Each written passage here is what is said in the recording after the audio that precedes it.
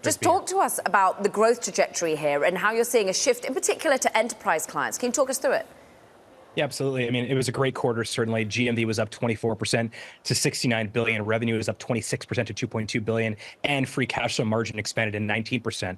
So I think what you're seeing is you're seeing us grow both the top line, but also the bottom line.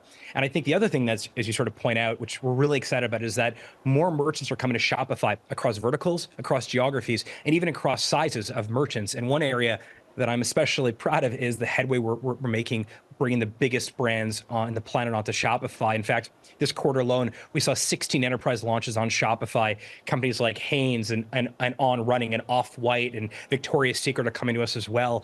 And so I think we're really substantiating that we're not just an e-commerce company for a domestic type of merchant, but we can handle the largest businesses that want to sell globally. And as you said, companies that are globally based as well. Europe really shining a light where many would perhaps feel that the European economy might not vindicate that. Tell us about the growth in Germany and France and the like.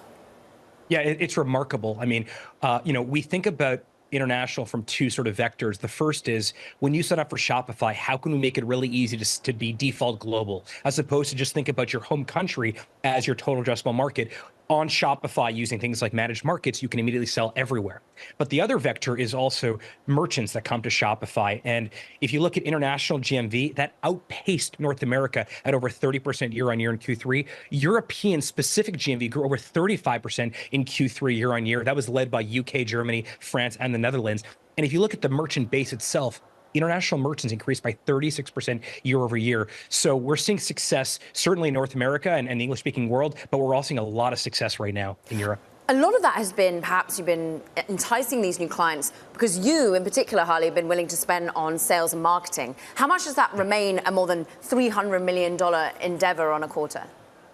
Yeah, I mean, the way we think about, first of all, up until very recently, the focus on Shopify was product, and we only started building our go-to-market engine specifically for the enterprise in the last, 2 years or so, and it's really starting to work. And when you combine really good, strong execution on go-to-market with really great marketing, the results speak for themselves. The way that we think about marketing, though, is very scientific. We have very strong guardrails, and 18-month payback is what we look for. And when we see opportunities to spend to get a proper return in a proper, payback period, we spend. And if we don't, we do pull back. But the entire philosophy around marketing is ROI driven. We experiment. If we see results, we double down.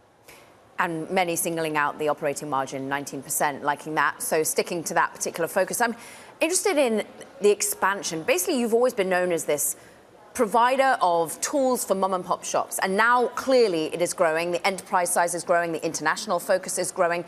And also wholesale is growing. What about this B2B element? It's pretty remarkable. I mean, this all started because of existing merchants on Shopify who were very, very strong in direct to consumer, selling direct to the end consumer, began to ask us if we can also help them sell wholesale, sell to on the B2B side of things. And so we started probably about 2.5 years ago, putting together a very compelling product to allow existing merchants to also sell to in a B2B fashion. The end result is that a lot of B2B only exclusive merchants began to come to Shopify. Companies like Carrier that are using Shopify to sell industrial heating and cooling, pieces of technology and engines. And the result is that B2B GMV grew over 145% year over year in Q3. That's 5 consecutive quarters of triple-digit B2B GMV growth. And so, you used a great term before. You said, we started as SMB and specific, but now we're also seeing a lot of success around B2B, international, as we talked about, but also offline. We are now powering many more large, complex, multi-location merchants. In fact, offline GMV was up 27% year on year. And what you're seeing when you sort of bring this all together is we are creating this unified single retail operating system so that large brands and small brands can come to us and sell across every single surface area. We've got very little time, Harley, but what do you put in place if we are going to see more tariffs? How will that affect your business?